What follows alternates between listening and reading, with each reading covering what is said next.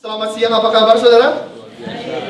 Terima kasih tim musik kita, saudara. Bolehkah kita memberikan penghargaan sedikit dan untuk tim musik kita, saudara? Mereka yang setiap minggu melayani kita semua untuk supaya kita boleh bernyanyi dan menyembah Tuhan. Mereka orang-orang yang sangat berkomitmen sekali. Terima kasih. Dan juga saya mohon maaf atas MC kita, saudara. Memang dia bahasa Indonesianya agak sedikit tidak lancar. Dia memang blasteran, saudara, blasteran Bekasi dan Tangerang.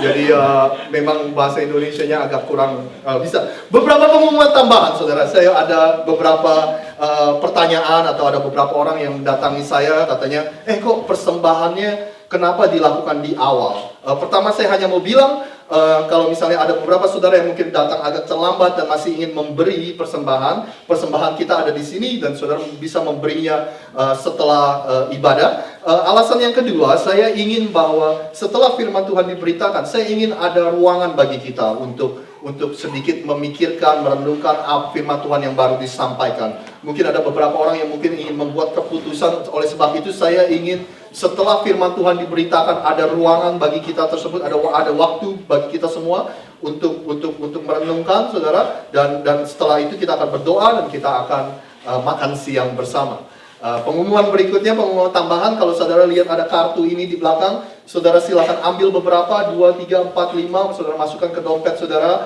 dan ini adalah kartu undangan kita. Kalau saudara mungkin bekerja atau ketemu dengan orang dan saudara merasa bahwa Roh Kudus mendorong kita untuk mengundang mereka untuk datang ke gereja, saudara bisa berikan mereka kartu ini. Ini sangat tipis, saudara, jadi 2, 3, 4, 5 saudara taruh di dompet, dan ini nggak akan memenuhi dompet saudara. Jadi itu aja.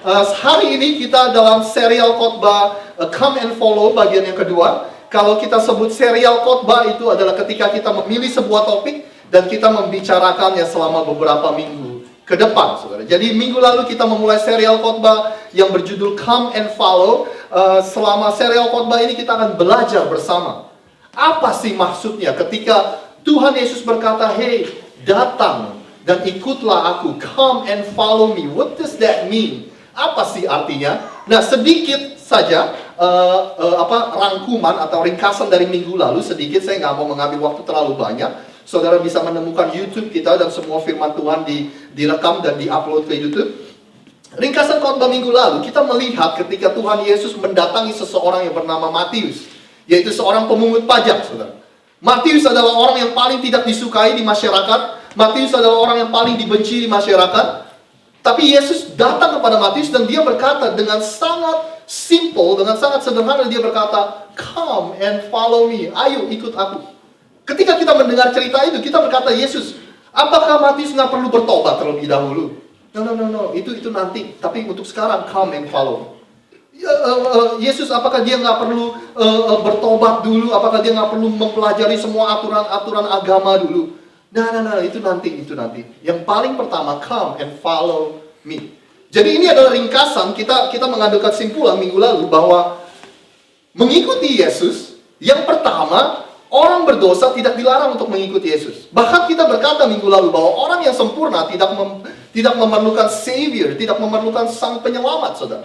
Hanya orang yang berkata, "Tuhan, saya tidak sempurna dan saya membutuhkan juru selamat," mereka lah yang boleh mengikuti Yesus. Yang kedua, kita katakan bahwa kalau Anda masih ada keraguan, kalau Anda masih ada ketidakpercayaan, saudara boleh mengikuti Yesus.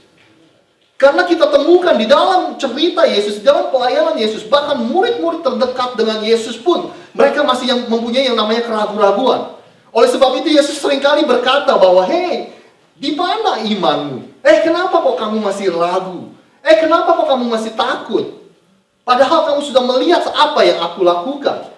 Ya kan? Nah, yang ketiga kita katakan bahwa undangan untuk mengikuti Yesus adalah undangan ke dalam sebuah hubungan. Bukan undangan ke dalam kebiasaan-kebiasaan agamawi, bukan ke dalam peraturan-peraturan agamawi, but it's all about relationship.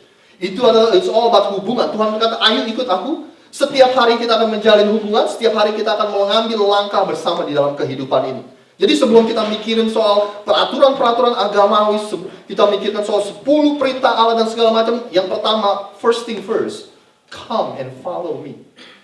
Dan yang terakhir kita katakan seperti ini, bahwa ikut Yesus akan membuat kita sadar bahwa Tuhan masih terus bekerja di dalam hidup kita. Fokus dengan apa yang Tuhan kerjakan dalam hidup kita.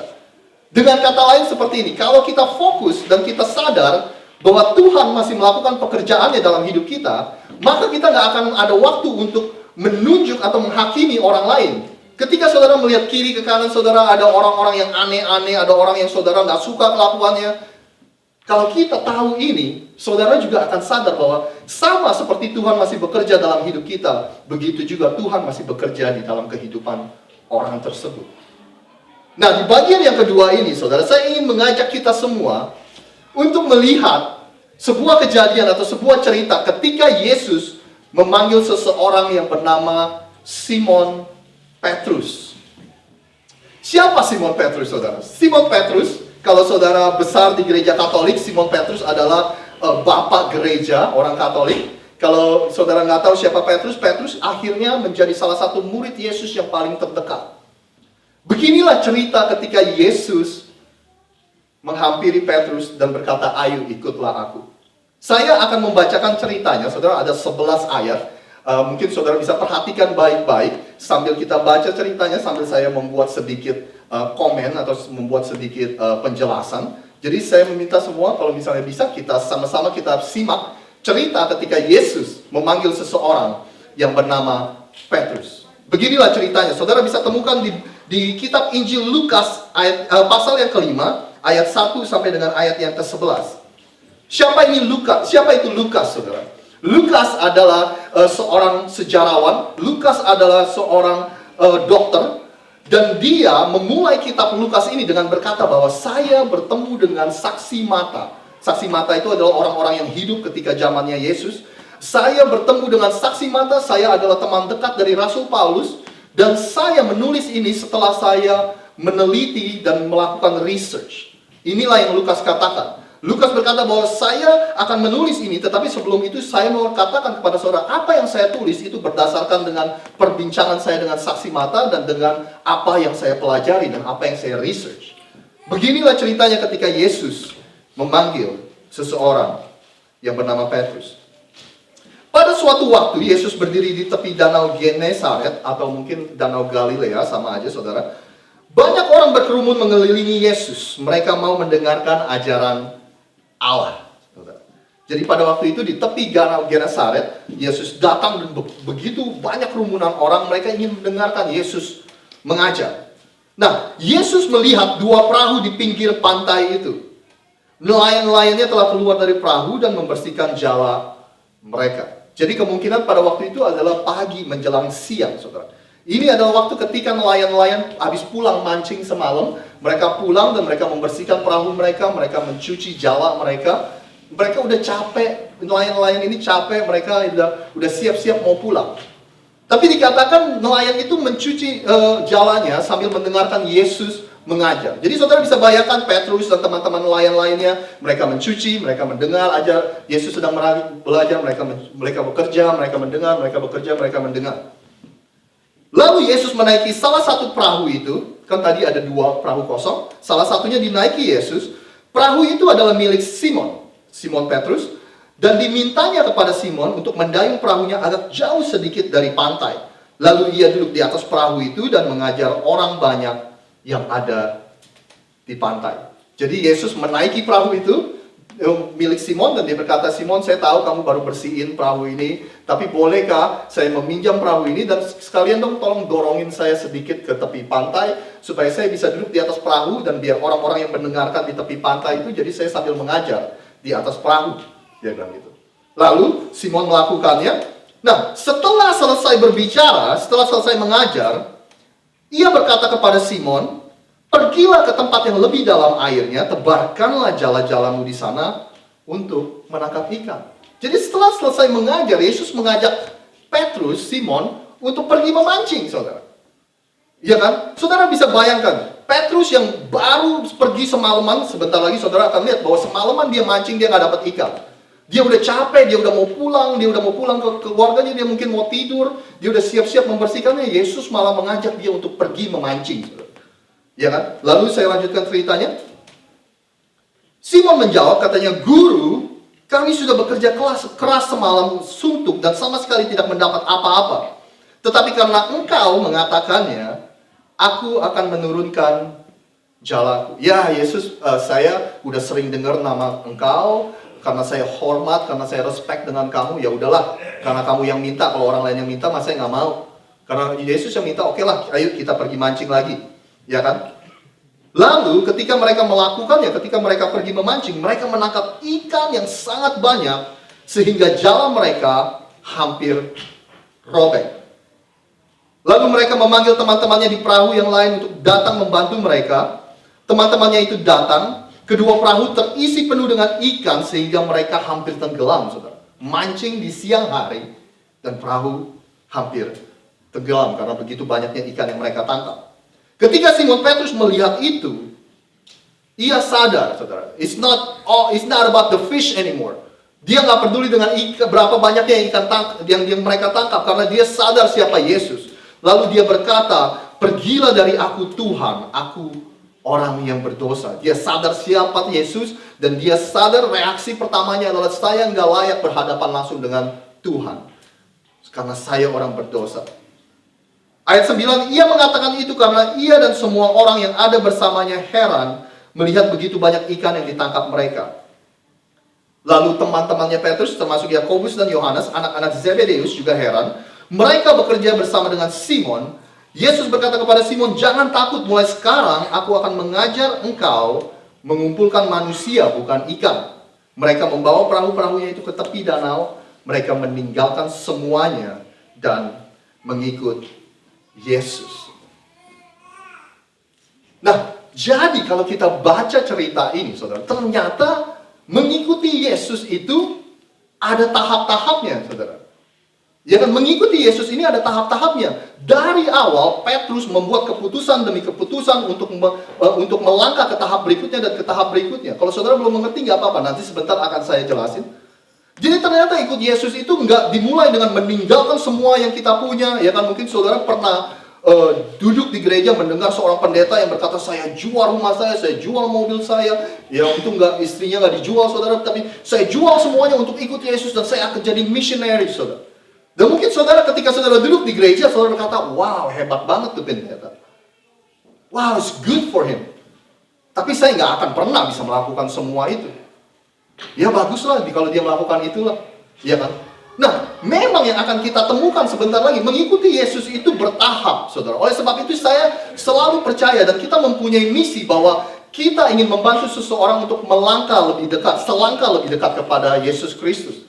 Karena kita sadar bahwa mengikut Yesus itu adalah tahap demi tahap, langkah demi langkah. Tidak dimulai dengan meninggalkan semuanya yang kita punya, meninggalkan semuanya yang kita percayai. Ternyata itu langkah demi langkah. Dan kita akan lihat tahap-tahapnya, boleh? Yang pertama, ini adalah tahap yang saya sebut dengan duduk dan mendengarkan. Sit and listen. Saudara, ketika saudara melihat cerita Petrus ini, saudara, Yesus sedang mengajar Petrus bekerja sambil mendengar, bekerja sambil mendengar, bekerja sambil mendengar. Oleh sebab itu, seperti yang tadi Edo katakan di depan sini, bahkan kalau saudara bukan orang Kristen sekalipun, saudara would be welcome di tempat ini. Kenapa? Karena saudara, kekristenan itu selalu dimulai dengan mendengar. Ya kan? Alkitab mengajarkan kita bahwa iman timbul dari pendengaran. Pendengaran akan firman Tuhan. So Christianity is always start with sit and listen. It's always start with information. Mungkin saudara masih mempertimbangkan apakah saya mau jadi orang Kristen atau enggak, apakah saya mau mengikut Yesus atau enggak. Enggak apa-apa saudara. Datang dan terus mendengar. Keep coming back. Terus datang sambil saudara mendengar, sambil saudara belajar, saudara. Itulah kekristenan, saudara. Mungkin saudara masih belum yakin, it's okay, keep coming back. Mungkin saudara masih belum mengerti, it's okay, keep coming back. Saya teringat, baru-baru ini saya melihat, saya mendengar kesaksian atau cerita hidup dari seseorang yang bernama Lee Strobel. Siapa itu Lee Strobel, saudara? Saya kasih sedikit backgroundnya. Lee Strobel lulus dari, dia jurusan jurnalistik ketika dia ambil S1. Dan S2-nya, masternya, dia sekolah di Yale Law School, yaitu sekolah hukum di Yale, saudara. Sekolah yang sangat terkenal. Setelah dia lulus, dia bekerja di beberapa perusahaan sebagai jurnalis. Salah satunya adalah perusahaan koran yang bernama Chicago Tribune. Chicago Tribune adalah salah satu koran nomor 1 di kota Chicago, saudara. Kalau di sini kan Philadelphia Inquirer, kalau di New York kan New York Times gitu ya. Kalau misalnya di Jakarta apa ya, Kompas gitu. Tapi Kompas kan lebih nasional tingkatnya ya kan. Nah, jadi dia ini kerja di ini saudara, di Chicago Tribune sebagai jurnalis. Dia sangat tidak suka dengan yang namanya kekristenan. Dia sangat tidak suka yang namanya Yesus, saudara. Karena menurut dia ini adalah cerita dongeng dan segala macam.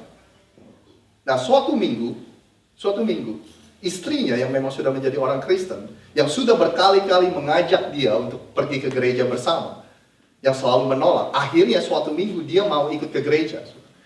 Alasan kenapa dia mau pergi ke gereja, karena dia merasa he feel bad about himself. Dia merasa sangat buruk tentang dirinya sendiri. Kenapa? Karena berkali-kali dia pulang mabuk-mabukan. Reaksi anak-anaknya ketika melihat papanya pulang, mereka lari ketakutan.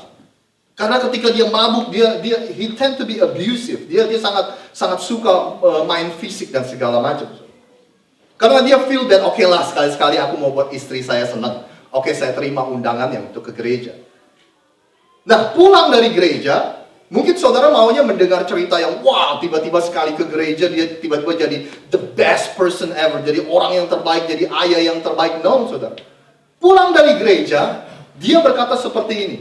Wow, saya baru saja mendengarkan orang yang ngomong begitu banyak nonsense katanya, omong kosong katanya. Saya pulang dari gereja ini, saya mempunyai satu misi, dia bilang. Misi saya yaitu saya ingin membuktikan semua yang saya baru saja dengar di gereja itu salah. Misi saya ingin membuktikan bahwa kekristenan itu bukanlah fakta. Nggak mempunyai kekuatan background sejarah dan segala macam. They don't have historical fact and everything. Mereka nggak, kekristenan itu adalah dongeng, dia bilang. Akhirnya dia bilang, karena saya seorang jurnalis, saya sudah terbiasa untuk melakukan research, mempelajari sebuah study dan segala macam. Oleh sebab itu, saya akan melakukan hal yang sama untuk kekristenan. Saya akan memulai research saya akan memulai study saya untuk membuktikan bahwa kekristenan itu adalah dongeng. Gitu. Boleh saya mempersingkat ceritanya, saudara?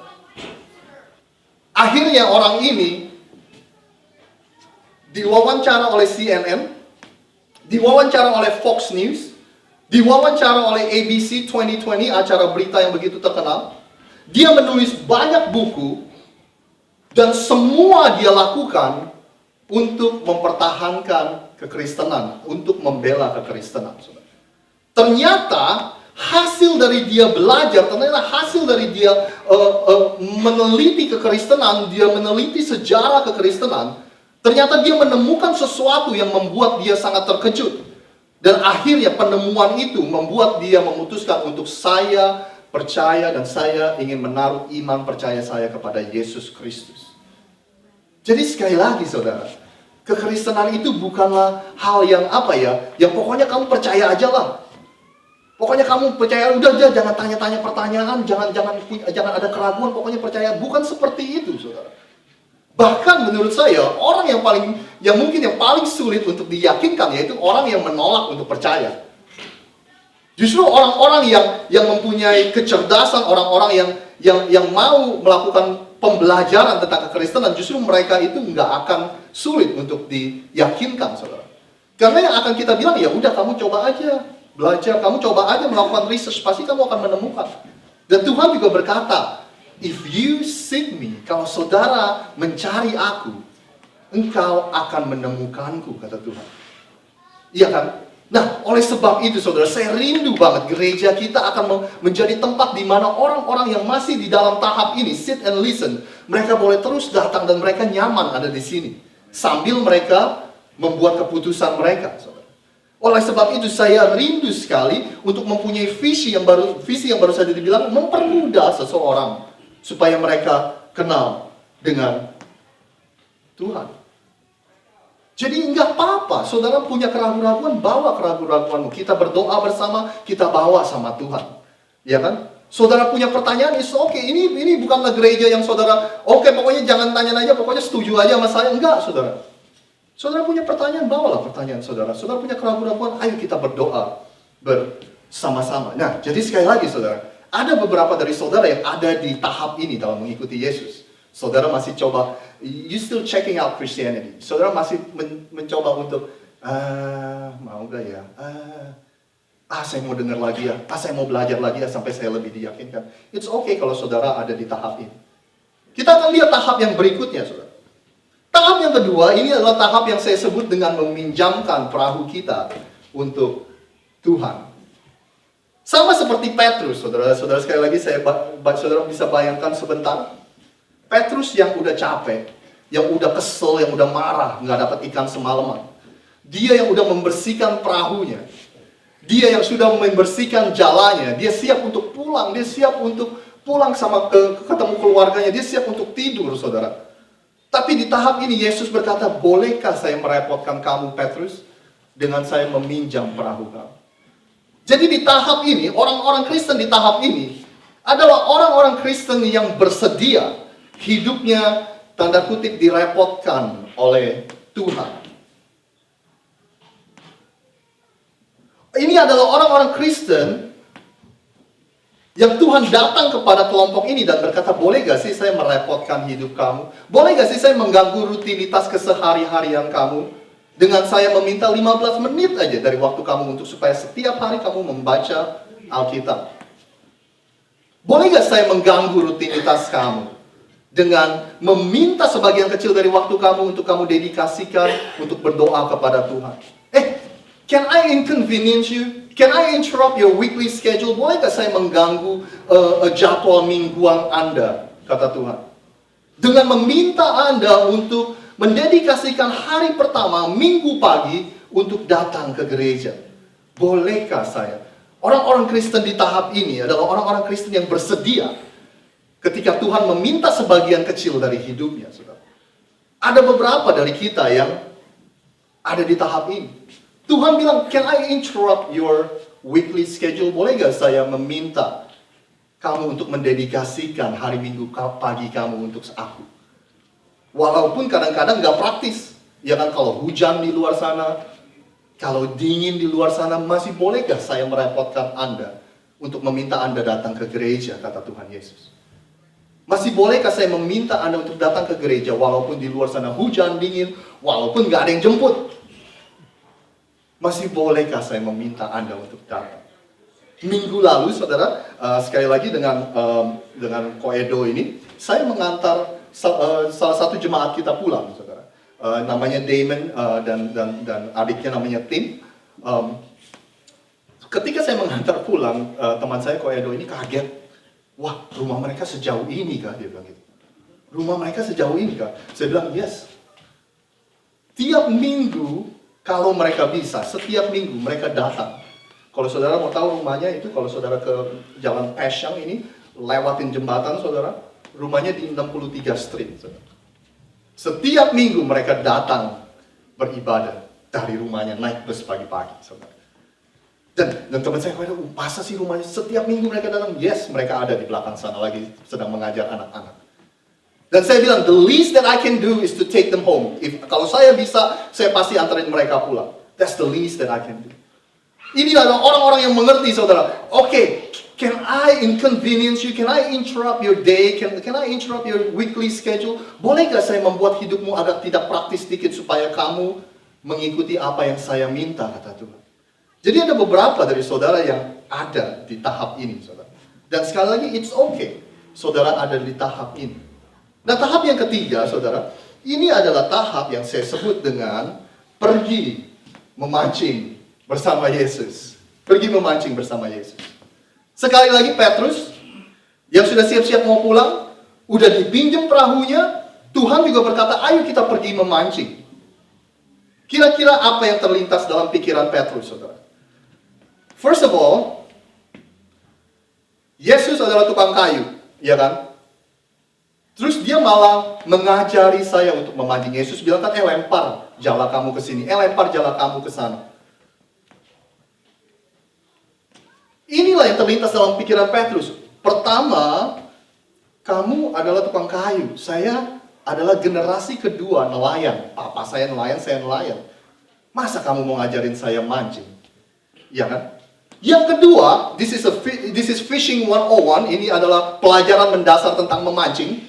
Bahwa Yesus, tahukah engkau bahwa alasan kenapa kita mancing kalau malam, karena permukaan air itu dingin. Jadi ikan itu cenderung naik ke atas. Kalau siang kita pergi memancing, permukaan air itu panas, ikan-ikan cenderung berenang ke dalam. Itulah alasan kenapa kita pergi memancing malam. Iya kan? Tapi Yesus berkata, oke. Kamu kan seumur hidup kamu sudah melakukan cara kamu. Boleh gak sekarang kamu melakukan cara saya? Ayo pergi memancing, lemparin jalannya ke sana, dan ayo kita coba. Sekali lagi karena Petrus berkata, oke lah, dia kan manggilnya guru. Gitu. Bukan Tuhan, tapi guru.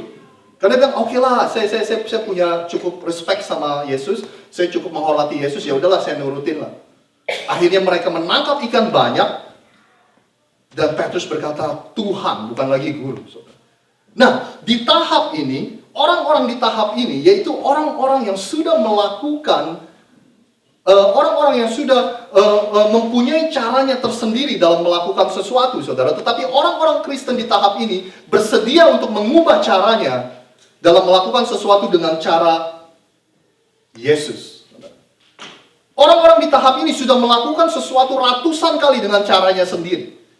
Orang-orang di tahap ini sudah melakukan hal ini dan hal itu dengan ribuan kali dengan caranya sendiri. Tetapi di tahap ini Tuhan Yesus berkata, bolehkah engkau mencoba melakukannya dengan cara saya? Kata Yesus. Nah, di tahap ini, biasanya orang-orang yang biasanya datang ke gereja, dengerin khotbah, biasanya dicuekin kalau update status Facebook, kalau pendeta ngomong apa, ya iyalah pendeta lah, ya pasti ngomong gitu lah. What do you expect from a pastor gitu kan ya? Pasti pendeta ngomong gitulah. Nah, di tahap ini orang-orang ini mulai merasa terganggu, saudara. Di tahap ini orang-orang ini mulai, wah, benar juga ya yang diajarin oleh Yesus ya. Benar juga ya prinsip-prinsip Alkitab yang diajarin ya. Orang-orang ini mulai berpikir, jangan-jangan cara saya keliru, jangan-jangan saya harus coba cara itu. Orang-orang di sini mulai berkata, wah, kayaknya saya mesti mulai melakukan itu. Kayaknya saya mesti stop melakukan itu. Orang-orang di tahap ini akan merasa seperti itu. Ini adalah tahap-tahap yang sangat membuat kita gugup. Sekali lagi karena kita sudah terbiasa melakukan sesuatu dengan cara kita. Tetapi kali ini kita mau mencoba caranya Tuhan. Saya nggak tahu, saudara. Mungkin dalam keuangan, saudara. Selama ini saudara selalu mempunyai rasa ketakutan. Saya cukup gaya untuk anak saya cukup gaya untuk masa depan saya. Sejauh ini saudara tidak mempunyai damai when it comes to financial security. Ketika saudara nggak mempunyai damai dalam kesejahteraan saudara soal keuangan, selalu merasa takut. Aduh gimana kalau nggak cukup? Aduh gimana nggak cukup? Ya kan? Oleh sebab itu Tuhan berkata, oke, kamu sudah mengelola cara kamu mengelola uang kamu sudah lakukan dengan cara kamu. Kalau kamu ingin mempunyai damai dan the sense of security atau rasa aman untuk masa depan kamu, mau kamu coba untuk melakukannya dengan cara saya? Karena saya mengajar bahwa di mana hartamu, disitulah hatimu. Oleh sebab itu, kalau saya ingin memiliki hatimu, kata Yesus, oleh sebab itu saya harus mengajar bahwa kamu harus menjauhi hatimu dari hartamu. Oleh sebab itu Tuhan berkata, hormati aku dengan 10% pertama pendapatan Anda. Wah, 10% mana cukup Tuhan? Iya kan? Ini aja pas-pasan. Nah, Tuhan berkata, oleh sebab itu kamu akan selalu merasai seperti ini. Tuhan berkata, inilah prinsip Alkitab bahwa jangan ada hutang, piutang semacam apapun termasuk kredit card dan segala macam. Karena the borrowers is the slave of the lenders. Jadi orang yang meminjam adalah budak dari orang yang meminjami. Kalau kamu ingin mengikuti cara aku, Tuhan berkata, hey, save your money for a rainy day. Artinya simpanlah, punyalah simpanan untuk masa-masa sulit. Itulah prinsip-prinsip keuangan Alkitab. Oke, if you want the sense of peace about financial security, kalau Anda mau rasa aman tentang keuangan Anda, boleh gak mau coba gak cara saya? Atau mungkin dalam relationship, saudara. Selama ini saudara selalu argumentasi kiri kanan, ketemu teman, ketemu suami, istri. Pokoknya saya maunya cara saya. Pokoknya omongan saya harus didengar. Saudara sudah ratusan kali melakukan hal cara Anda dalam menjalani hubungan. Tapi Tuhan berkata, mau gak kamu coba cara saya? Cara saya adalah you guys have to submit to one another. Saudara harus saling tunduk. Suami istri saling tunduk, suami istri saling melayani, suami istri saling membantu. Saling tunduk itu artinya apa? I am here for your best and you are there to help me. Jadi saling, saudara. Ada kata saling ya, bukannya semua mau kita yang diturutin. Kamu kan sudah melakukan caramu sendiri, mau gak sekarang? Untuk mendapat damai dalam hidup kamu, untuk stop berargumentasi, stop berantem dengan teman kiri dan kanan dan segala macam. Inilah caranya. Serve one another. Saling melayani. Jadi sekali lagi tahap yang ini, yaitu orang-orang yang sudah melakukan sesuatu berkali-kali dengan caranya. Kali ini Tuhan berkata, maukah engkau melakukannya dengan caraku? Nah, tahap yang terakhir, ini adalah tahap yang saya sebut dengan leave your nets. Meninggalkan jalan kita. Ketika Petrus sadar siapakah Yesus, dia langsung berkata, Tuhan, pergilah karena aku nggak layak. Tuhan berkata, no. You come with me, you follow me, ayo ikut aku. Petrus beserta teman-temannya meninggalkan semua jalannya dan akhirnya mengikuti Yesus. Ini yang kita sebut dengan sold out Christian, yaitu orang-orang Kristen yang sold out, saudara, yang sepenuhnya Tuhan, ini hidup saya. Ambil semuanya, saudara. Ambil semuanya Tuhan. Kalau sebelumnya kan kita bilang, Tuhan ini mimpi saya, ini karir saya, ini usaha saya, pokoknya ini cita-cita saya. Tuhan tolong dong ikuti, Tuhan tolong dong berkatin, tolong berkatin. Sepertinya kita mengajak Tuhan untuk mengikuti rencana kita. Tetapi orang-orang Kristen di tahap yang ini, saudara, dia berkata, Tuhan, kalau ini rencanamu, ini akan jadi rencana saya juga. Tuhan, kalau ini impianmu, ini akan jadi impian saya juga. Tuhan, kalau engkau mau saya berubah karir, ini yang akan saya lakukan. Saudara. Di tahap ini, sudah tidak ada lagi, no more playing games, sudah tidak ada lagi bermain-main. Ya kan? Sudah tidak ada lagi, Tuhan, minggu saya dedikasikan untukmu, tapi kalau Senin sampai Sabtu, itu milik saya, Tuhan. Apalagi Sabtu malam, milik saya, Tuhan. Tuhan, peraturan kamu yang itu kok kayaknya asik ya, tapi yang ini nih saya pura-pura nggak tahu. Sudah nggak ada lagi, Tuhan. Sudah tidak ada lagi seperti itu. Sudah tidak ada lagi dua kehidupan yang berbeda. Kadang-kadang kan kita berkata ya, ini saya hari Minggu, tapi kalau saya di tempat kerja seperti ini, baik-baik, wah saya bisa dimanfaatin. Orang yang ada di tahap ini sudah tidak ada lagi seperti ini. Kemanapun dia pergi, apapun yang dia lakukan, Senin sampai Minggu lagi, Senin sampai Minggu lagi, dia adalah perwakilan Kristus dimanapun dia pergi. Ada orang yang berkata, wah ini kalau misalnya hari Minggu saya boleh seperti ini, tapi kalau misalnya usaha saya seperti ini, pasti saya akan dimanfaatin. Orang yang di tahap ini tidak pernah melakukan itu, tidak pernah takut dengan permasalahan seperti itu. This is a sold out Christian, saudara. Nah, sebelum kita berdoa dan sebelum kita akhiri, dan sebelum kita mengambil perjamuan kudus ini, ketika saudara mendengarkan tahap-tahap ini, inilah yang saya mau lakukan. Saudara lihat ada 4 tahap tadi, saudara. Permasalahannya bukannya, aduh saya ini kok di tahap pertama, no. Permasalahannya bukan seperti itu, saudara. Permasalahannya yang saudara dan saya harus lakukan, yaitu kita harus melihat kita ada di tahap mana, saudara. Kita ada di tahap yang mana. Dimanapun Anda, tidak apa-apa. Kalau saudara masih ada di tahap awal, nggak apa-apa, saudara. Yang harus saudara lakukan adalah cari tahu saudara ada di tahap yang mana. Dan ketika Tuhan memberikan undangan kepada saudara untuk melangkah, ambillah keputusan untuk melangkah. Boleh saya kasih lihat sebuah foto ini, saudara? Actually ada 3 picture. Ini, saudara. Lagi. Stop di sini. Saudara tahu tempat apa itu? Mudah-mudahan semua kita akan mendapat kesempatan untuk pergi ke sana. This is Saint Peter Basilica. Ini adalah di Vatikan, saudara. Saudara tahu apa tempat ini? Ini adalah makam dari Petrus. Ini adalah makam dari Petrus, kuburan Petrus gitu loh, saudara. Di Jakarta tanah mahal, bayangin tanah segini hanya buat kuburan.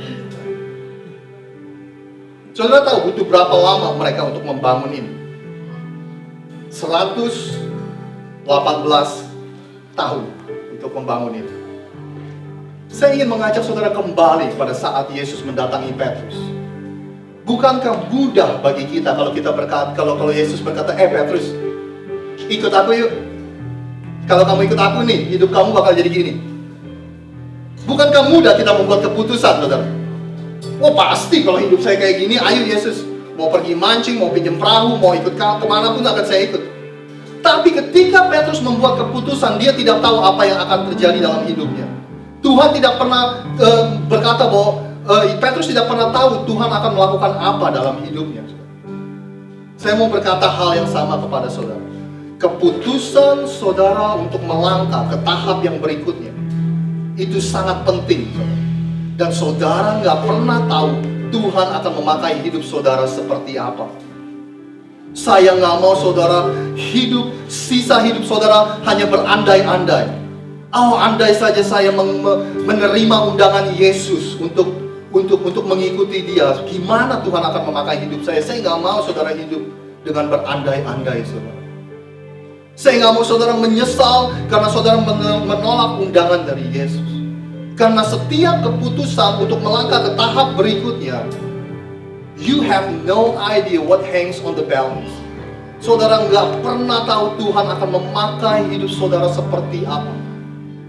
Penyesalannya akan jauh lebih besar daripada kalau saudara menolak mengikuti Yesus.